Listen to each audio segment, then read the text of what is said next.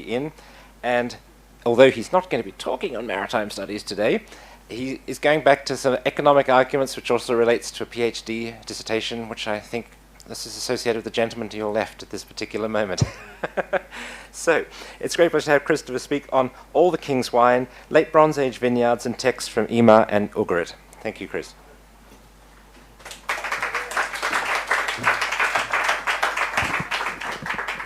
All right, I hope you can hear me.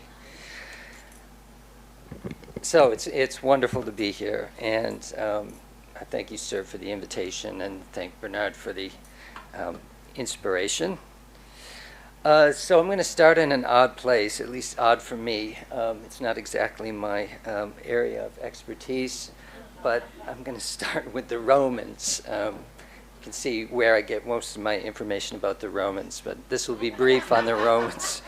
What did they ever do for us, I think, is the famous quote. So ancient Romans did write some of the earliest treatises on making wine, starting with Cato, the Elders, 2nd century BC, De Agricultura, followed by Varro's, similar agricultural work in the 1st century BC, and Columella's, the century after that. There's Columella at Cadiz. As for wine consumption, society's ambivalence was already old news. Poets like Horace praised wine in lines such as, quote, plant no tree, Varro, before the sacred vine, whereas Pliny spent an entire chapter of his natural history on the evils of inebriation, and I'll quote him a bit also. Here, I'll get some of this up here. So boundless the cost which we thus lavish upon a liquid which deprives man of his reason and drives him to frenzy and to the commission of 1,000 crimes. So great, however, are its attractions that a great part of mankind are of opinion that there is nothing else in life worth living for. You can see why I can't resist this material. And so that's just Pliny's Blanco, by the way. The Russo arrives a little bit later when he comes to the Roman banqueting, the convivium, which is also up here. Then it is that all the secrets of the mind are revealed. One man is heard to disclose the provisions of his will. Another lets fall some expression of fatal import, and so fails to keep to himself words which will be sure to come home to him with a cut throat. And how many a man has met his death in this fashion? Indeed, it has become quite a common proverb, in vino veritas. In wine there is truth. So Petronius was another social critic who saw something hollow beneath the glitz of Roman conviviality. In his dinner party scene of Satyricon chapter 37, a rich overbearing host named Trimalchio makes a show of serving his guests 100-year-old Falernian wine, while observing that, quote, wine has a longer life than us poor folks, so let's wet our whistles. Wine is life, which is a fairly famous quote.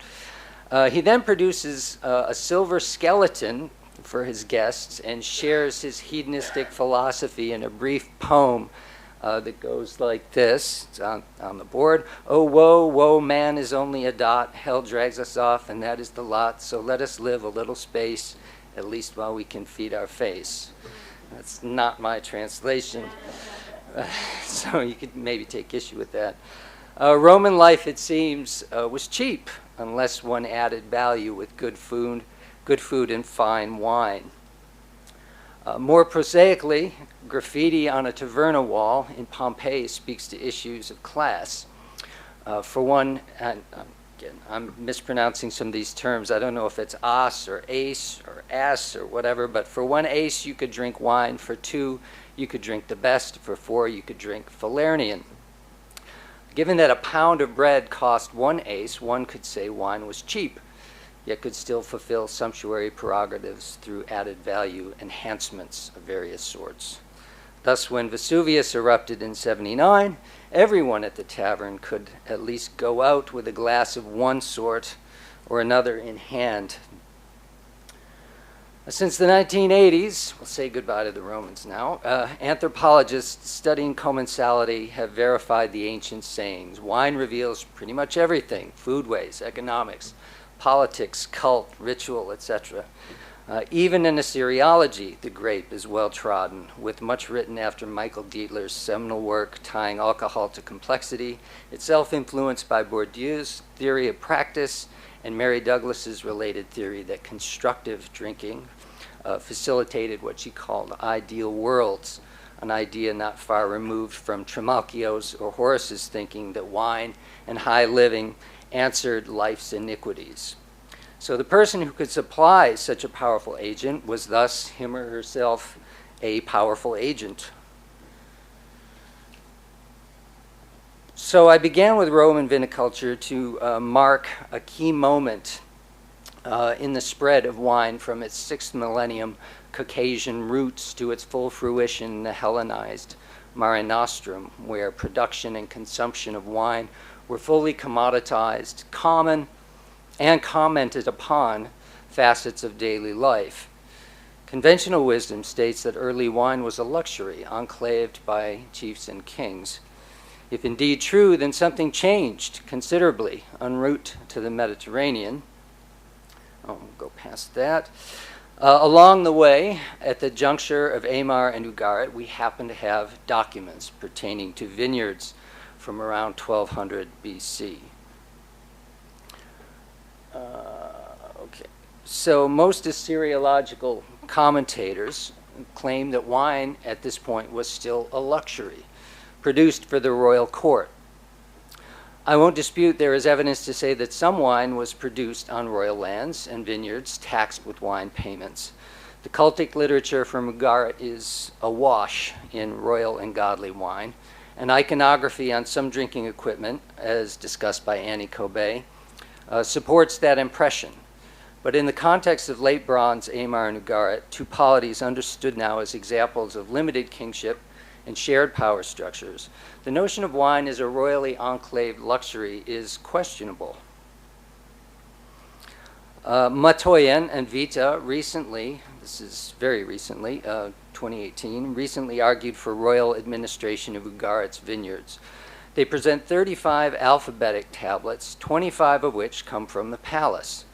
Therein one sees the crown seizing vineyards and overseeing transfer of vineyards from one official or individual to another. Wine flows to and from the palace. And yet, none of these texts identifies a vineyard of the king specifically. Matoyen and Vita's star witness, the alphabetic text KTU 4.244, lists the locations of 165 vineyards with owners' names preserved in 17 instances or 17 lines. But only one line specifies vineyards actually owned or leased by a royal, happens to be the queen, implying a minority stake by the royals rather than a monopoly. Matoyen and Vita acknowledge 10-syllabic texts also, these are Akkadian texts, but do not address the content of this Akkadian material. It takes only a few Akkadian texts from the palace of Amishtamru II to corrode the notion of royal control. There are a few sales by the king, both with and without service obligations, but most of the royally granted lands featuring vineyards bear no service or tax obligation. In Ras Shamra tablet 15.118, Amishtamru sells a seized vineyard to Mr. Ibshalu for an unpreserved amount of silver. Michael Heltzer and others have tried to frame this sort of transaction as gift and countergift, despite the lack of expected terms for either tribute, which would be Akkadian mandatu, or a gift, which would be an Akkadian term called namurtu. In RS 15.122, Amishtamru sold vineyards and other properties to Mr. Kabityanu for 200 shekels silver. Here property passed from royal into non-royal hands, though the king kept his hand in by burdening the recipient with administrative duties, as implied by the common pilku clause. It's important that pilku here is not a wine tax, but it's a clerical service that's specified by the shatamu title mentioned. The same king gave a vineyard and other properties to a Mr. Dunu Ibri with no such obligation in RS 15.132. implying again that the king had vineyards to dispense. There are at least 6 other transfers of vineyard properties to private hands where no service obligation is stipulated, signifying at once both private and royal ownership. The king also witnessed vineyard transactions where he was neither owner nor buyer, but a legal witness. In RS 16-241 and plus fragments, Amishtamru II witnessed 3 women, Laeya, Batsidki, and Adu Mishlam, buying lands with vineyards for over 2,200 shekels, without service obligations from the 4 sons of a Mr. Sasiyanu. The property became that of the women and their children for all time. A similar transaction, RS 16-154, involved Mr. Abdi Milku selling land with vineyard, grove, and a Dimtu press to Ms. Umi Hibi for 740 shekels to be hers and her sons for all time with no service obligations.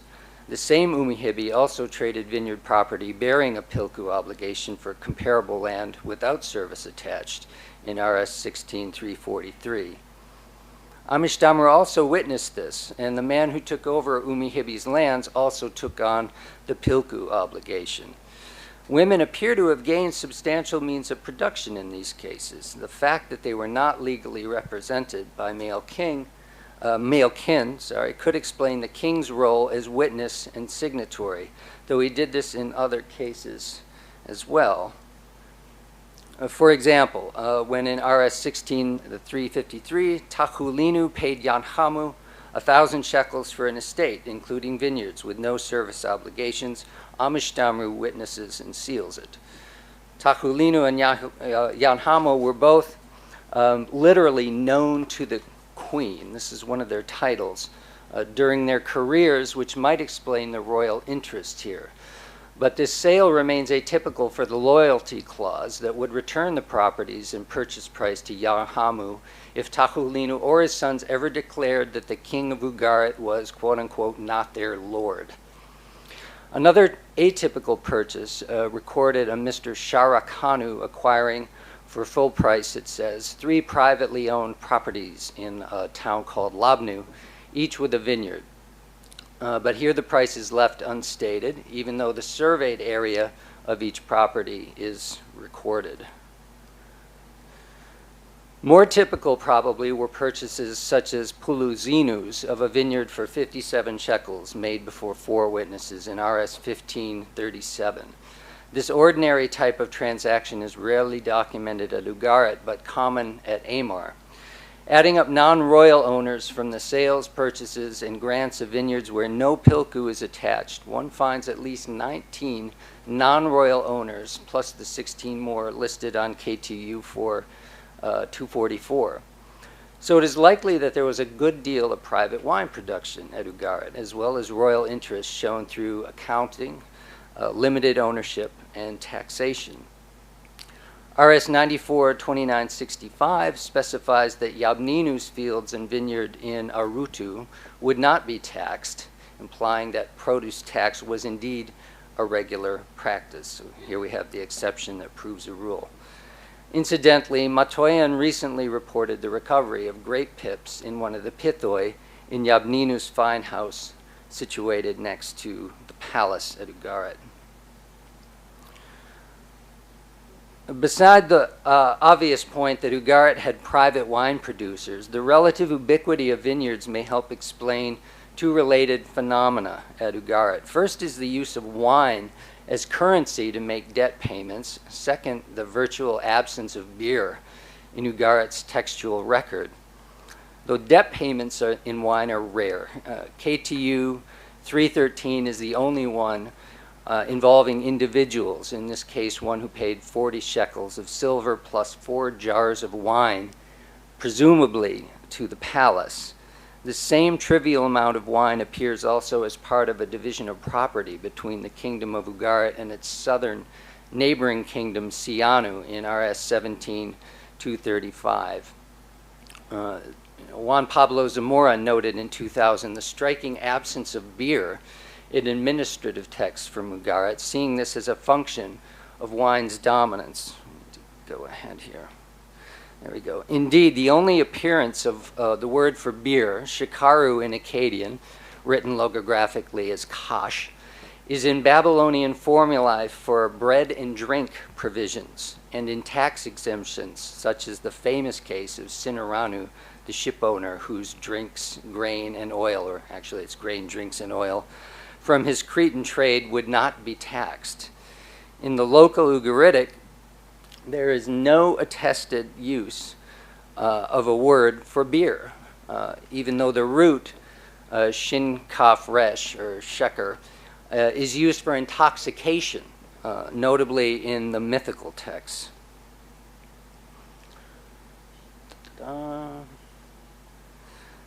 Finally, on Ugarit, one notes the viticultural advantages of its temperate, low humidity climate, especially in the foothills. Future archaeologists may find remains of vineyards in the upland satellite villages, but for now, knowledge of these places is based on the philological detective work of Wilfred van Solt, who has broken up the kingdom into 8 zones, each populated with dozens of toponyms from the tablets. All right, ancient Amar, then. Tel Meskene, Syria. This lay about 10 days' march east of Ugarit on the Big Bend of the upper Euphrates. Its current physical geography on Lake Assad is rather arid, as I hope this slide conveys. So it's hardly surprising wine scholars have overlooked Amar's archives. Marvin Powell, for example, concluded that the ample references to wine in the 18th century Mari letters came from royal gift exchange with Aleppo, Alalak, and Ugarit, all places far to the northwest. Amar has produced almost no 18th century records, but the late Bronze Age texts have been accessible since 1980s publications by Daniel Arnaud. Oh. I meant to take that out. It's very silly. Okay, so Amar and Ugarit were linked in the late Bronze Age not only by the simultaneous use of a Middle Babylonian writing system, but in 13th century letters written by Dagon Belu of Amar to Urtenu of Ugarit. In my 1990s dissertation research, I missed the evidence for wine at Amar and focused on items such as copper, tin, the blue-dyed woolens Dagon Belu requested from Urtenu, and other things. So I was quite surprised when Maurizio Viano's studies began appearing in 2010, and was glad to see him take advantage of the fact that Amar's scribes were better recorders of quantifiable economic data than their Ugaritan peers, often noting dimensions of property of vineyards, price, the neighbors of properties, along with generally more precise terminology for drinks. Viano's studies aside for the moment, what initially drew me back to Amar's vineyards was Walter Salaberger's study of ritual food and drink. He noticed a pattern in the donations of different drinks for certain festivals. The temple gave beer, whereas the palace gave wine. His explanation that wine was a luxury beverage donated by the king bypasses the primary question of where the king actually got his wine, and did he in fact get all of it. So following Powell's 1995 suggestion, I expected to find records showing Amar had imported wine from Ugarit. Instead, the vineyard texts at Amar show local production on private and royally owned vineyards inside the kingdom. Viano's analysis reveals a large number of private real estate transactions, including those dealing with vineyards. And to quote Viano directly here, 7 out of 15 transactions are carried out between private citizens, while in 8 sales, the Amar institutions, royal family, Zubalas family, and the temple authority, Ninurta, are involved. So note here that involvement may mean buyer or seller, and looking into these transactions reveals several more private owners. Following Viano's tabulations, private ownership exists either before or after the transaction in 5 of those 8 supposedly institutional or non-private sales. I've got some of these here. So in Amar 138b, Prince Isur Dagan buys vineyards from a Mr. Abdu for 20 shekels. In Amar 3a, Ninurta, presumably the temple thereof, sells to Mr. Iram Dagan. In Amar 11, Ninurta again sells to Mr. Awiru. In Rosen Amar collection, RE 16, Ninurta sells to a Mr. Bulalu. And in Smea 30.4, 30 number 4, Ninurta sells to a Mr. Itur Dagan. So adding these 5 instances to the 7 Viano identified gives us 12 of 15 vineyard sales where private ownership is evident, either before or after the transaction actually occurred. Moreover, one sees 2 instances wherein royals transacted with silver, as a private party might in a real estate market. One is Prince Itzur Dagan's purchase in Amar 138b, already mentioned. The other, King Pilsu Dagan's sale of a vineyard to his nephew for 20 shekels, mentioned in BLMJ number 5. Is that one up there? There it is. To a list of private vineyards at Amar, one may add several transactions not considered in Viano's study. These include 2 sales, a gift, and several inheritance records noted as follows. In ASJ, or Acta Sumerologica in Japan, 13, number 19, 2 unsurveyed old vineyards in Haza town were given by 2 brothers to their sister, Ekli Kubaba. In Text du Bronze Recent, 51, Milki Dagan and Ibni Da buy a vineyard in the village of Raban for 43 shekels of what's called pure silver, and they split the payments between them unevenly, 33-10. Okay. And my favorite, Alba Orientalis 5, number 15, a person with the unpronounceable name of Iyanu. I like to call him Ayayay. It's impossible. Too many vowels, not enough consonants. I can't take it. Bequeaths a small plot of vineyard to his wife, Abikiri. Here we go. Got some more for you.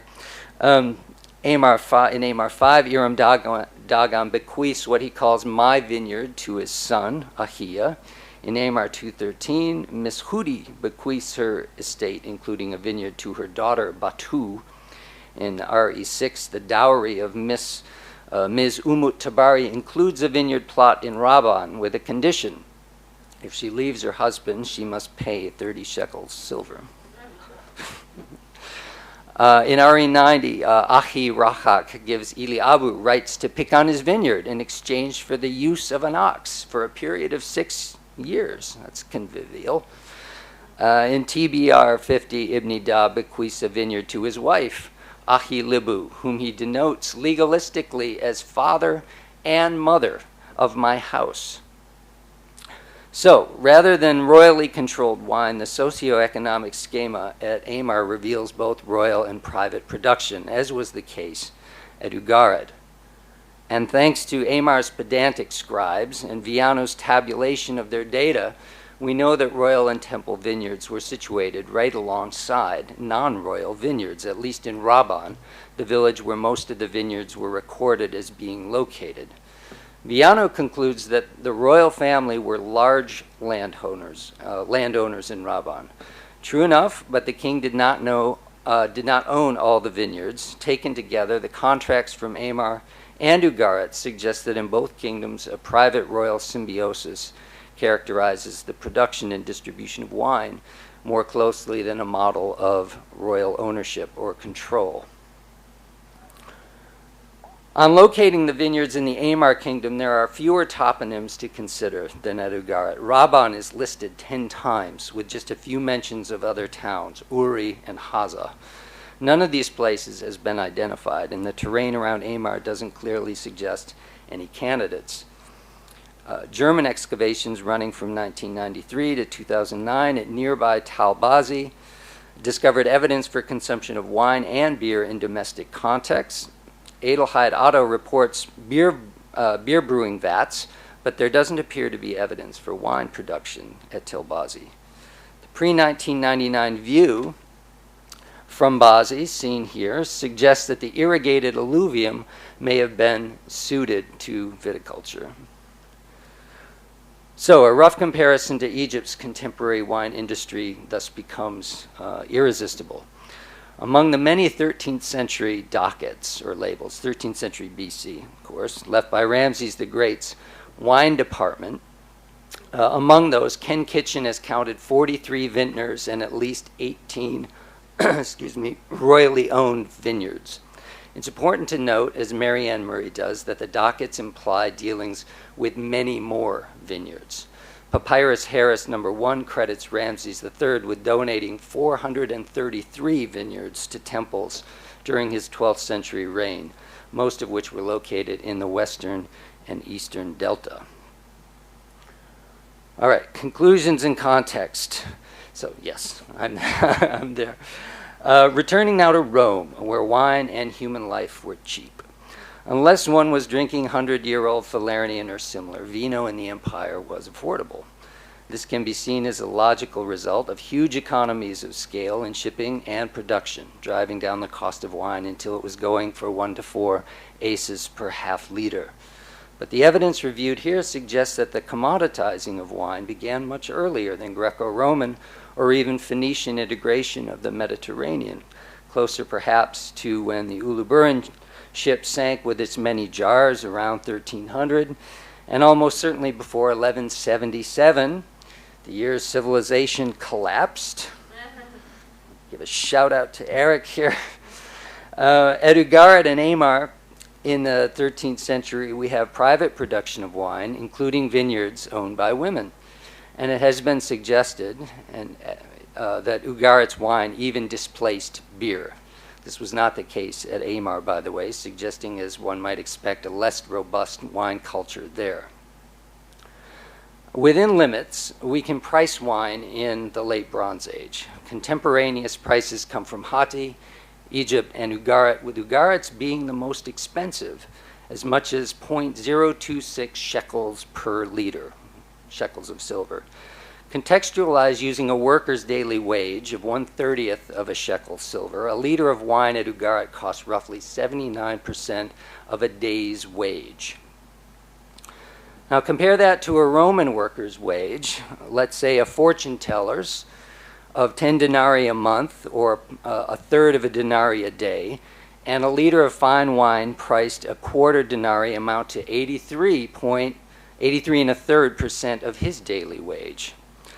So obviously there's much variation in Roman wages and prices, and not enough sample in similar data from the late Bronze Age to support a robust comparison. For now, though, and to close, I would merely suggest that on the eve of destruction, affordable wine may have been the bright side of life in late Bronze Age Ugarit, much as it was in Rome. Thank you.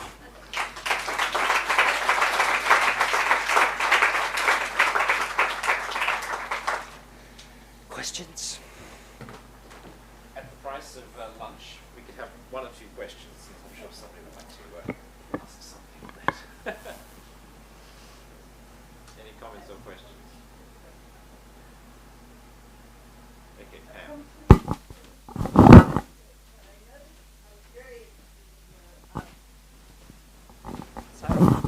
In your texts from Ugarit listing women as recipients, in one of the ones where the king was guarantor, the man's name who was transferring the vineyard was Abdi Milku, which is servant of the king, and I wondered if it was literal and if that might have something to do with the role of the king. There are a lot of names that give reference, give shout-outs to a generic king for kingship, and of course the gods. And even though the scribes at Ugarit could be critiqued as being a little bit sloppy, they usually identify a royal person or a notable person, somebody with a high title. It's not always the case.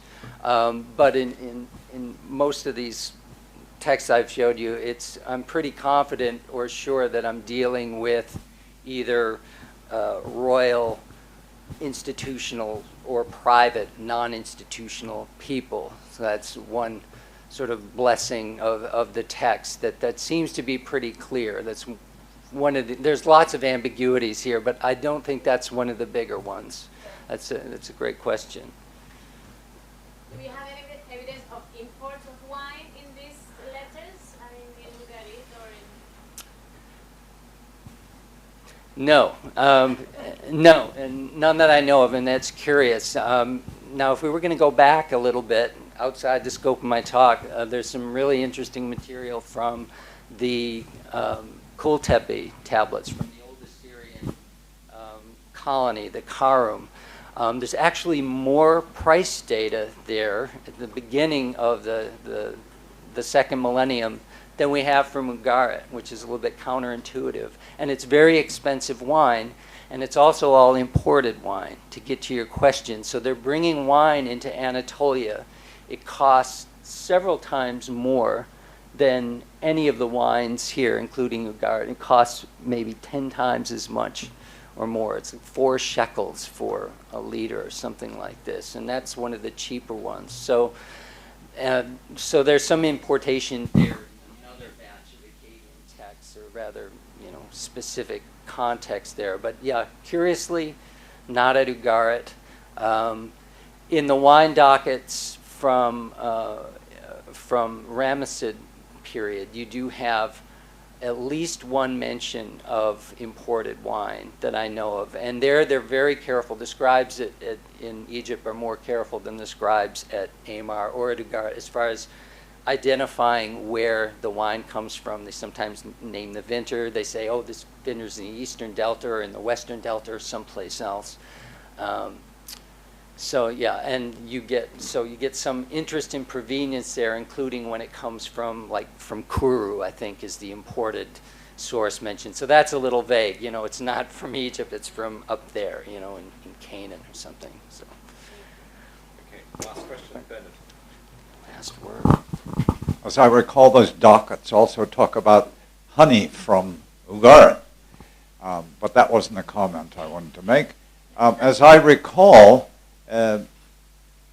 The king of Ugarit also wasn't the sole owner of all the ships in the kingdom. And I believe I've heard that somewhere. Yes. So, is there any?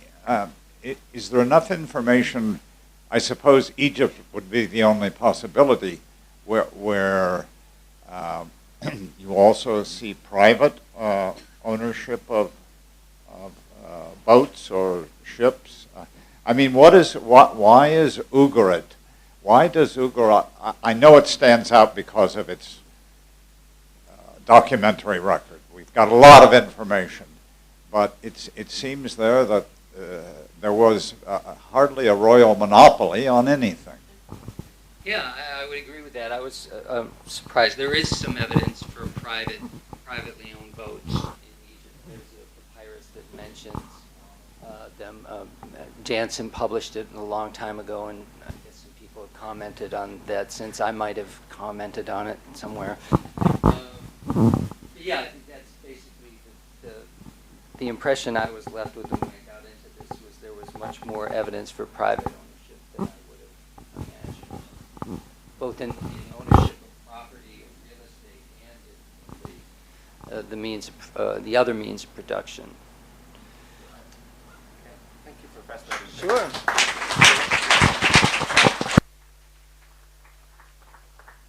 We now have the lunch break. We don't have lunch for everybody. We have lunch for the speakers upstairs.